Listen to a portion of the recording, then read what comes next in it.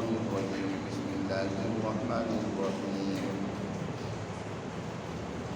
ومن الذين قالوا إنا نصارى أخذنا ميثاقهم فنسوا حظا مما ذكروا به فأغرينا بينهم العداوة والبغضاء إلى يوم القيامة وسوف ينبئهم الله بما كانوا يصنعون. يا أهل الكتاب قد جاءكم رسولنا يبين لكم كثيرا مما كنتم تخفون من الكتاب ويعفو عن كثير. قد جاءكم من الله نور وكتاب مبين يهدي به الله من اتبع رضوانه سبل السلام ويخرجهم من الظلمات إلى النور بإذنه ويهديهم إلى صراط مستقيم. صدق اللہ العظیم. گزشتہ آیات مبارکہ میں اللہ سبحانہ و تعالی نے مسلمان جماعت سے جو عہد لیا اس کا ذکر کیا، پھر اسی طرح اہل کتاب سے اور اہل کتاب کی اس جماعت سے خاص طور پر جس کو یہودی کہا جاتا ہے، ان سے جو اپنی اطاعت کا عہد لیا اس کا ذکر کیا، اور یہ بات بھی بیان کی کہ اہل کتاب نے اللہ سے کی ہوئی معاہدات کو توڑا، اس کی سزا کے طور پر اللہ نے ان کے اوپر لعنت کی اور ان کے دلوں کو سخت کر دیا۔ جس قوم پر اللہ کی لعنت ہوتی ہے وہ قوم دنیا کے اندر بھی ذلت، رسوائی اور پستی میں مبتلا ہوتی ہے، اور آخرت کے اندر بھی اللہ کے عذاب میں گرفتار ہے۔ اور دنیا کے اندر ذلت دو طرح کی ہوتی ہے۔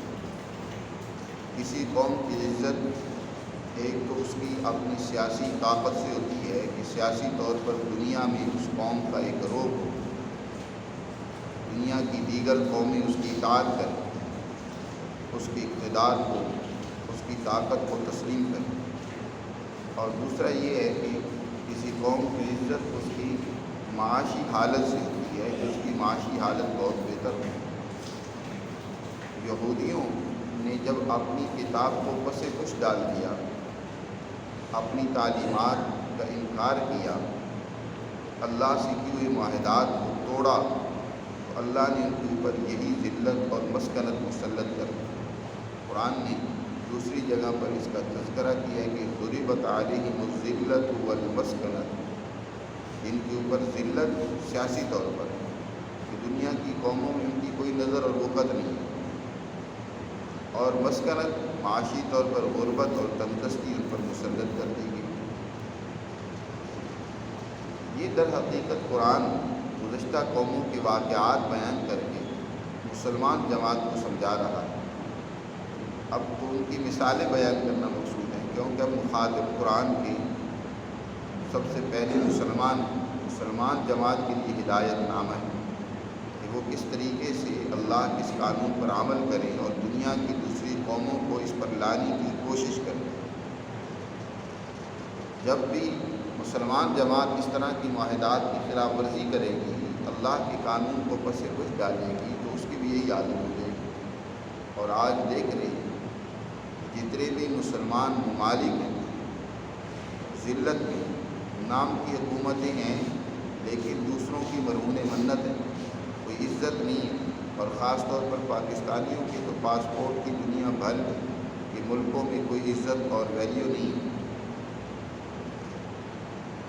پاسپورٹ کی عزت اس ملک کی عزت کی بنیاد پر ہوتی ہے، اور اسی طرح معاشی طور پر تندرستی اور غربت مسلط ہے۔ دنیا بھر سے قرضے مانگ کر اپنا معاشی سسٹم اور نظام چلانے کی کوشش کی جا رہی ہے۔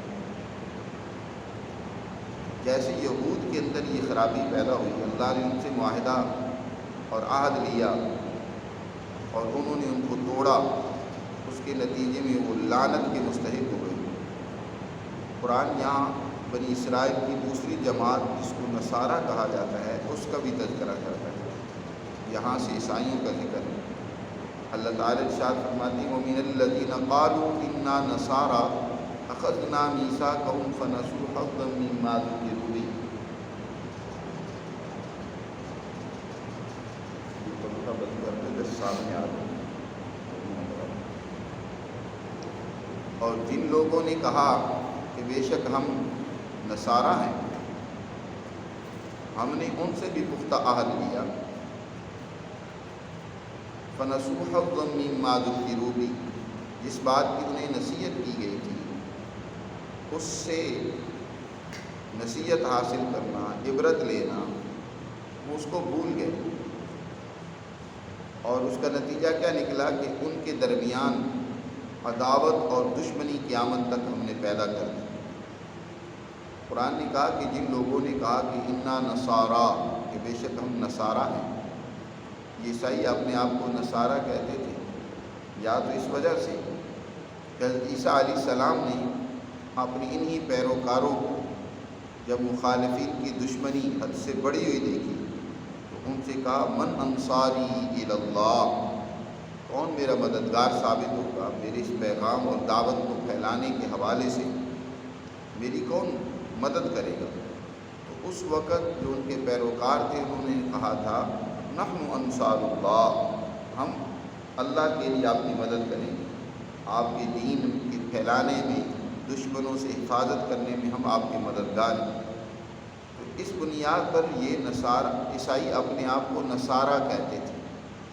تو قرآن کہتا ہے کہ وہ لوگ جنہوں نے کہا کہ بے شک ہم نصارہ ہیں، یعنی ہم عیسیٰ علیہ السلام اور ان کے دین کے مددگار ہیں، ہم نے ان سے بھی پختہ عہد لیا تھا. اخذنا میثاقهم، پختہ عہد کس بات کا لیا تھا؟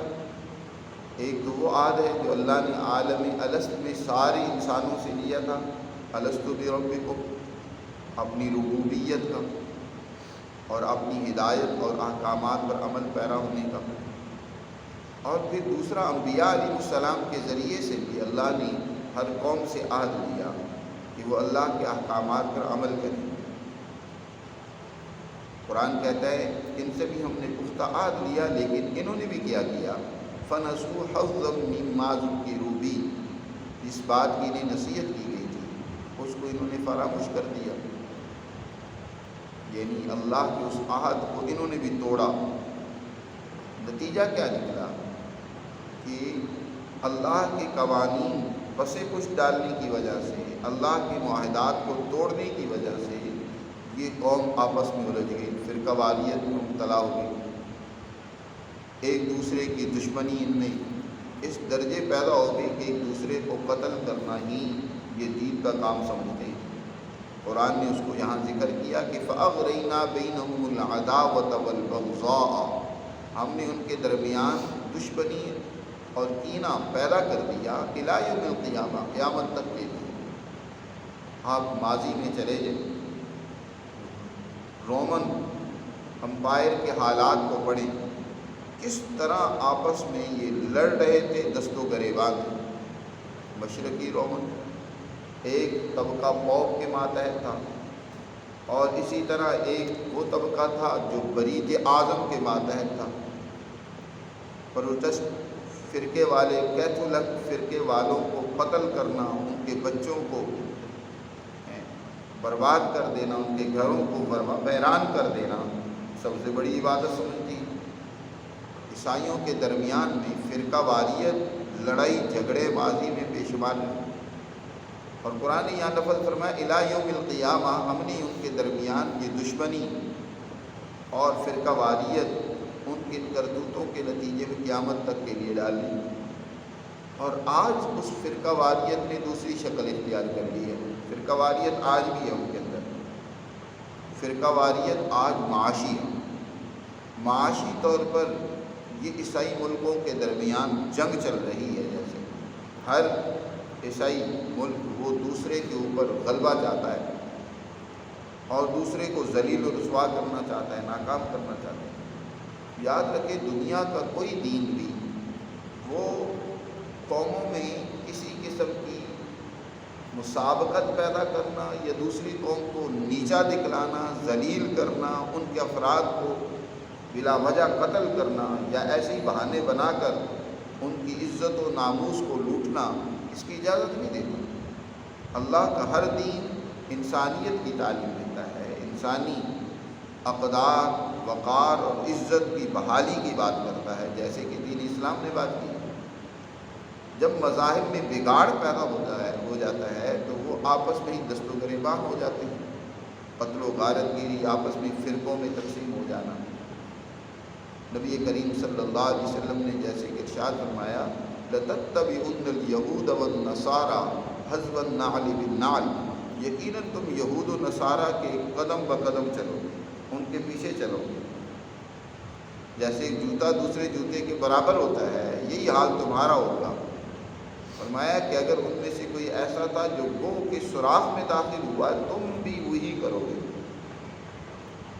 آج مسلمان بھی آپس میں دست و گریبان، فرقہ واریت ہے، مختلف حوالوں سے فرقے بنے ہوئے ہیں۔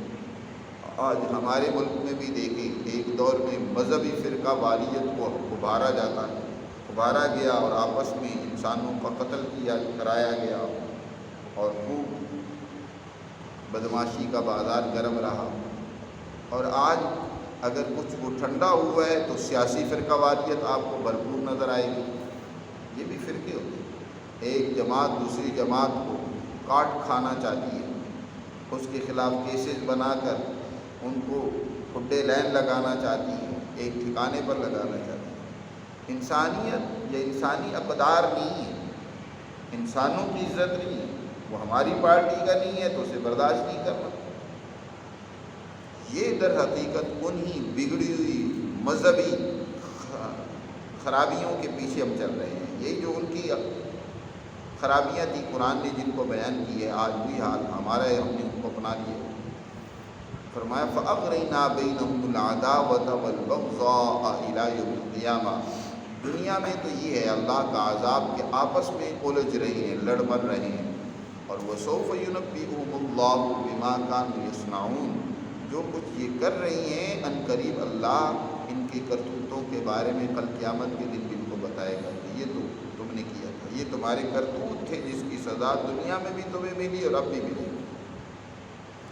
تمام اہل کتاب کو مخاطب کرتے ہوئے نبی کریم صلی اللہ علیہ وسلم کی تعلیمات کی طرف متوجہ کیا جا رہا ہے، انہیں ہدایت کی دعوت دی جا رہی ہے۔ کہا یا اہل الکتاب قد جاءکم رسولنا یبین لکم کثیرا مما کنتم تخفون من الکتاب ویعفو عن کثیر، اے اہل کتاب یقیناً تمہارے پاس ہمارے رسول آ چکے ہیں، تمہارے سامنے بہت ساری وہ تمہاری باتیں جن کو تم اپنی کتاب تورات انجیل سے چھپاتے ہو ان کو بیان کر دی۔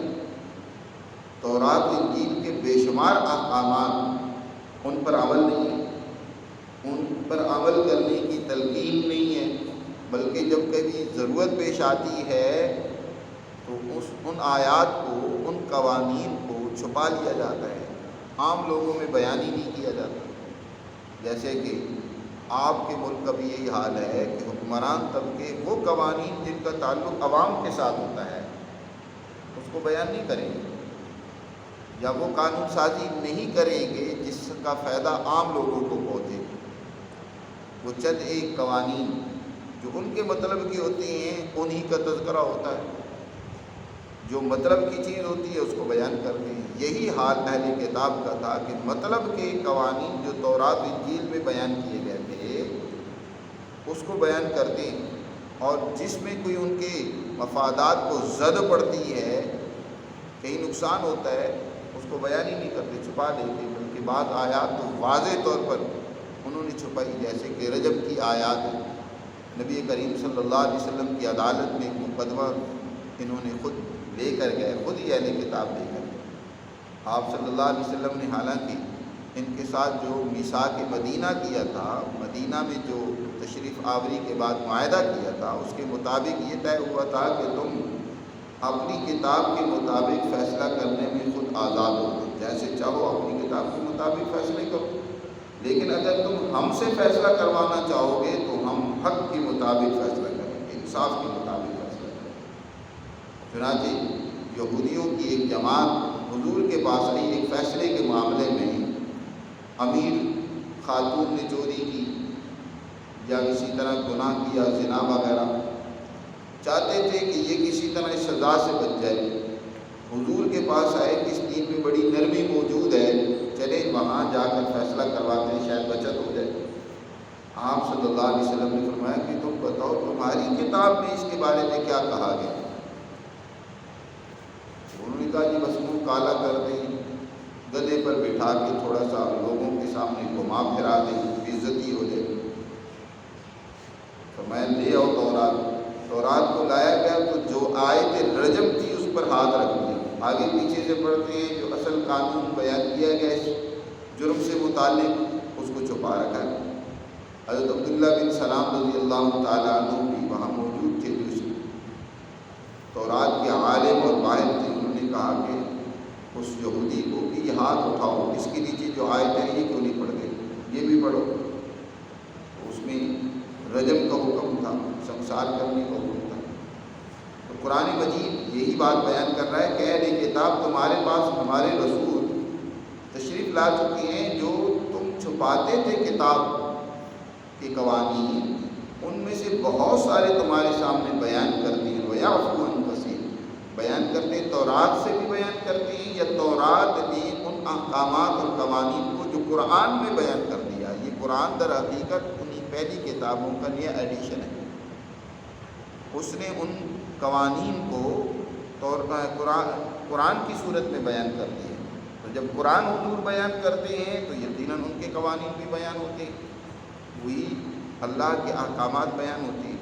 وَيَعْفُو عَنْ كَثِيرٍ، اور بہت سارے احکامات سے حضور صلی اللہ علیہ وسلم درگزر بھی کرتے ہیں۔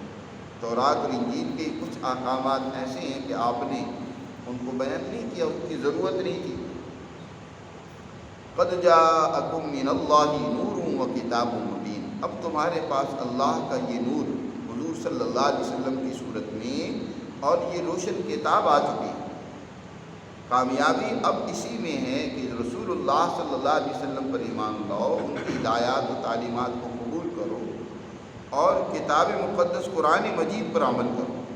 یہ قرآن جو تمہارے پاس آ چکا ہے، یہدی بہ اللہ من اتبع رضوانہ، یہ قرآن اللہ کی کتاب ہے، اور اللہ اس کے ذریعے سے اس انسان کی رہنمائی کرتا ہے جو اس کی خوشنودی کی پیروی کرنا چاہتا ہے، جو یہ چاہتا ہے کہ اللہ مجھ سے خوش ہو جائے، اللہ کو خوش کرنا چاہتا ہے، اس کی خوشنودی کی اتباع کرنا چاہتا ہے۔ یہ قرآن اس کی اس حوالے سے رہنمائی کرتا ہے، اس کو ہدایت دیتا ہے کہ اگر اللہ کو راضی کرنا ہے تو یہ طریقہ کار اپناؤ، اس راستے پر چلو۔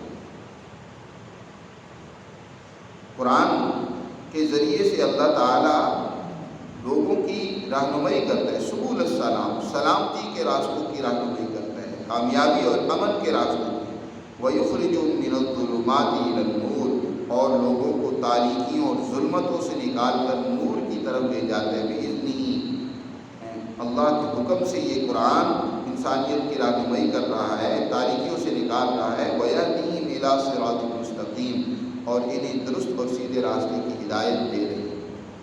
حضور صلی اللہ علیہ وسلم اس قرآن کے ذریعے سے ان کو ہدایت دے رہے ہیں، ان کے سامنے کامیابی کا راستہ رکھ رہے ہیں، امن کا راستہ، عدل کا راستہ حضور صلی اللہ علیہ وسلم پیش کر رہے ہیں کہ اب اگر تم دنیا کے اندر عزت چاہتے ہو، وقار چاہتے ہو، امن چاہتے ہو، تو یہ قرآن نے جو قوانین بیان کیے ان پر عمل کرو۔ تو قرآن مجید نے یہاں نصارہ کی خرابیوں کا تذکرہ کیا، اگلی آیات میں بھی ان کی کچھ خرابیوں کا ذکر ہے، اور ساتھ دونوں اہل کتاب طبقوں کو، یہودیوں اور عیسائیوں دونوں کو مخاطب کرتے ہوئے قرآن اور جناب رسول اللہ صلی اللہ علیہ وسلم کی ذات اقدس کی اتباع اور پیروی کی دعوت دی ہے کہ اب اگر کامیابی چاہتے ہو، ہمارے اندر خرابیاں تو یہ بے شمار ہیں، لیکن اگر اب ان خرابیوں سے بچنا چاہتے ہو اور اب تک جو تم نے اس کی سزا بھگتی ہے اس سے چھٹکارا حاصل کرنا چاہتے ہو، تو اس کا طریقہ ایک ہی ہے کہ قرآن کی اتباع کرو۔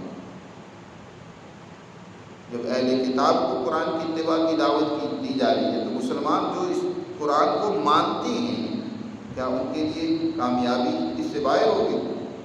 حضور نبی کریم صلی اللہ علیہ وسلم نے ارشاد فرمایا، بے شک یہ قرآن یہدی للتی ہی اقوم، قوموں کی درست اور صحیح رہنمائی کرتا ہے کامیابی کی طرف۔